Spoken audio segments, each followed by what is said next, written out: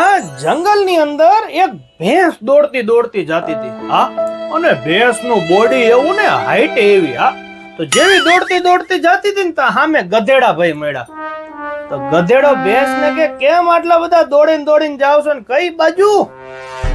ભેંસ કે જંગલની અંદર એક ટીમ હાથી પકડવા માટે આવી છે, આખી ટીમ.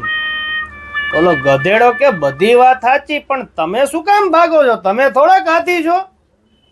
ત્યારે ભેંસે હે ને સુંદર મજાનો જવાબ આપ્યો કે આ કાયદા વાળાનું કઈ નક્કી નહીં, એકવાર અંદર પૂરી દે ને પછી મારે ઈ સાબિત કરતા વર્ષો વીતી જાય કે હું ભેંસ છું, હાથી નહીં. અને ઈ ચુકાદો આવે ને ઈ પેલા તું ગુજરી ગઈ હોય, એના કરતા ભાગી જાવું હારું. પછી તો ગધેડો ભાગ્યો કે ભલે હું ગધેડો રહ્યો હું ભાગી જાઉં ખરો.